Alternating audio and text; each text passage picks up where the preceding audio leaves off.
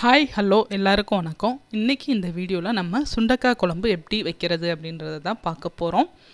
Welcome back to my channel. சுண்டக்காய் first நம்ம எடுத்துக்கலாம்.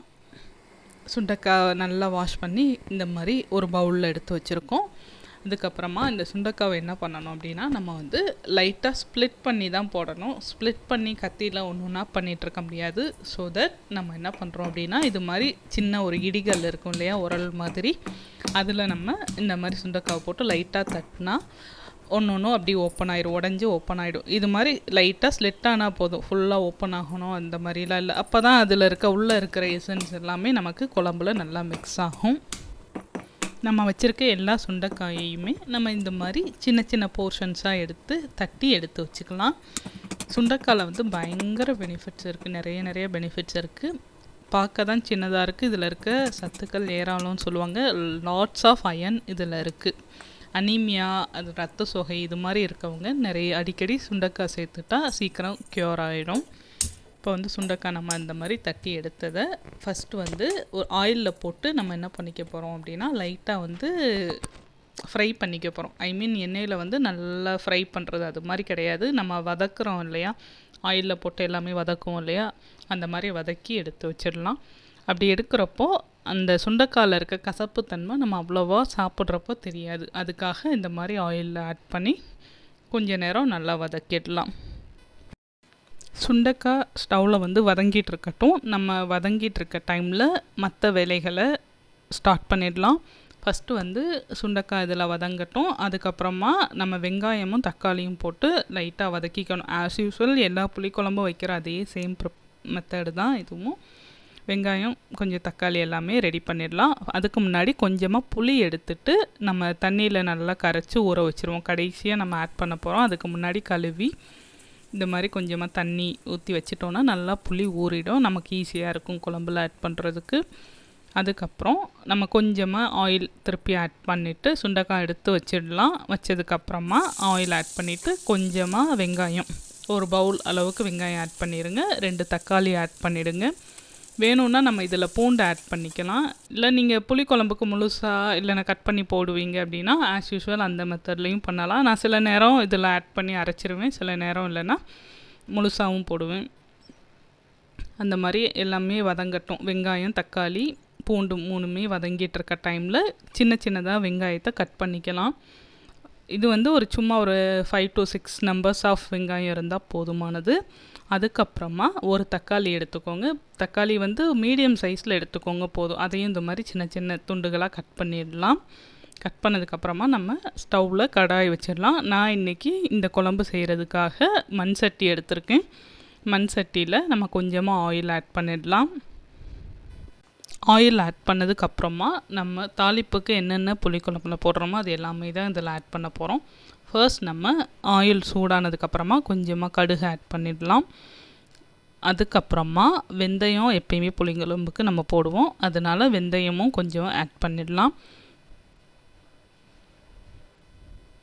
வெந்தயம் ஆட் பண்ணதுக்கப்புறமா நம்ம ஆஸ் யூஸ்வல் பூண்டு இதில் அரைக்காமல் இருந்தீங்க அப்படின்னா பூண்டை சின்னதாக கட் பண்ணி போட்டுருங்க. அப்படி இல்லைன்னா போட்டு வெங்காயத்தோடு வதக்கி அரைச்சிட்டிங்க அப்படின்னா தேவையில்லை.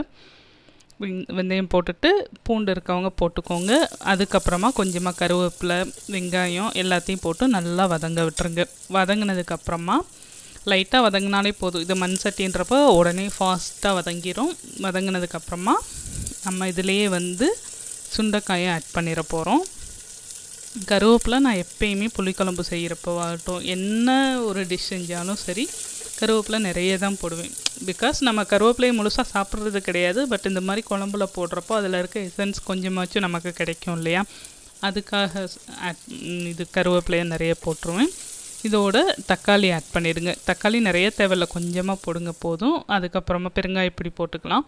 ஆல்ரெடி நம்ம வதக்கி வச்சுருக்கோம் இல்லையா, வெங்காயம், தக்காளி, பூண்டு இது எல்லாமே இப்போ ஆறி இருக்கும். அதை வந்து இப்போது ஒரு மிக்சர் ஜாரில் ட்ரான்ஸ்ஃபர் பண்ணி அரைச்சிடலாம். மீன்வாயில் இங்கே நம்ம வந்து தாளிப்போடு கொஞ்சமாக மிளகாத்தூள் ஆட் பண்ணிக்கலாம். நமக்கு எவ்வளோ தேவையோ அந்தளவுக்கு, நீங்கள் ரெகுலராக எவ்வளோ ஆட் பண்ணுவீங்களோ அந்தளவுக்கு ஆட் பண்ணிவிடுங்க. 1 ஸ்பூன் அளவு ஆட் பண்ணிக்கோங்க. குழம்பு மிளகாய்ப்பொடியும் இதிலே ஆட் பண்ணிவிடுங்க. இது மல்லிப்பொடி. நான் வீட்டிலேயே வந்து ஒரு ரெசிபி ப்ரிப்பேர் பண்ணி வச்சுருக்கேன், குழம்பு மிளகாய் பொடி.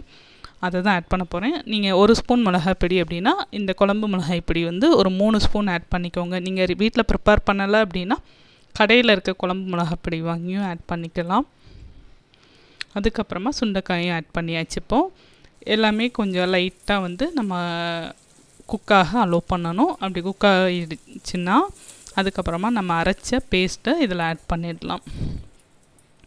ஆட் பண்ணி இது லைட்டாக வதங்கட்டும். வதங்கினதும் அதுக்கப்புறமா தண்ணி ஆட் பண்ணிவிட்டு கொஞ்சமாக உப்பு போட்டுட்டோம் அப்படின்னா கரெக்டாக இருக்கும் நமக்கு. சுண்டைக்காய் நம்ம வந்து வாரத்தில் 1 நாள் இல்லைனா 2 நாள் செஞ்சு சாப்பிட்டுட்டே வந்தோம் அப்படின்னா இதோட பெனிஃபிட்ஸ் நமக்கு நல்லாவே கிடைக்கும். நிறைய இம்யூனிட்டி பவர் கிடைக்கும். சுண்டைக்காய் சாப்பிட்றவங்களுக்கு நல்ல நோய் எதிர்ப்பு சக்தி கிடைக்கும். இப்போ வந்து நம்ம புளி கரைச்சி இதில் ஆட் பண்ணிடலாம். நல்லா ஊற வச்சுருக்கோம் இல்லையா, அந்த புளியை நல்லா கரைச்சிட்டு ஃபில்ட்ரு பண்ணி, நீங்கள் வடிகட்டியில் ஃபில்ட்ரு பண்ணுவீங்க அப்படின்னா ஃபில்டர் வச்சு ஃபில்டர் பண்ணிக்கோங்க. அப்படி இல்லைன்னா ஜஸ்ட் கையிலே அந்த மண் தூசிலாம் உள்ள குழம்புல விழுகாத மாதிரி ஃபில்டர் பண்ணி ஆட் பண்ணிக்கோங்க. ஆட் பண்ணால் அவ்வளோதான். இது அப்படியே நல்லா கொதிக்கணும். எண்ணெய் பிரிஞ்சு வர அளவு கொதிக்கணும். பட் வந்து இது மண் சட்டி இல்லையா, அதனால் நம்ம சாதாரணமாக வைக்கிற சில்வர் பாத்திரத்தில் ஈயச்சட்டிலலாம் வைக்கிறப்போ எண்ணெய் நல்லா மிதக்கும் இல்லையா, அது மாதிரிலாம் வந்து மண் சட்டியில் சமைக்கிறப்போ எண்ணெய் பிரிஞ்சு வராது. ஏன்னா மண் சட்டி ஃபுல்லாக எண்ணெயை உறிஞ்சிடும். ஓரளவு எண்ணெய் பிரிஞ்சு வரும். அது மாதிரி பார்த்துட்டு நமக்கு நார்மலாக குக்கிங் டைம் எவ்வளவோ அவ்வளோ நேரம் கொதிக்க வச்சுட்டு ஆஃப் பண்ணிவிடுங்க. ஒரு 5 to 10 minutes நல்லா கொதிக்க வச்சு நான் ஆஃப் பண்ணியாச்சு. கடைசியாக வந்து கார்னிஷிங்காக கொஞ்சமாக கொத்தமல்லி ஆட் பண்ணி நம்ம ஸ்டவ் ஆஃப் பண்ணிடலாம். அவ்வளோதான், குழம்பு ரெடி ஆகிடுச்சு. நல்லா டேஸ்ட்டாகவும் இருக்கும். இது குழந்தைங்கள்லாம் சாப்பிட்றப்போ அவங்க வயிற்றில் இருக்க புழு எல்லாமே வெளியேறும். அது மட்டும் இல்லை, நம்ம உடம்புல இருக்க டாக்ஸின்ஸும் வெளியேறும் அப்படின்னு சொல்லி சொல்கிறாங்க. இதுக்கு நான் வேறு எந்த வெஜிடபிள்ஸும் செய்யலை. சைடிஷ்க்கு வெறும் அப்பளம் மட்டும் பொரிச்சு சாப்பிட்டேன். அவ்வளோ நல்லா இருந்தது. ஒரு ஹெல்தியான ஃபுட் சாப்பிட்ட சாட்டிஸ்ஃபேக்ஷனும் எனக்கு நிறைய இருந்துச்சு. தேங்க்யூ. வீடியோ பிடிச்சிருந்தா மறக்காமல் சப்ஸ்கிரைப் பண்ணிடுங்க.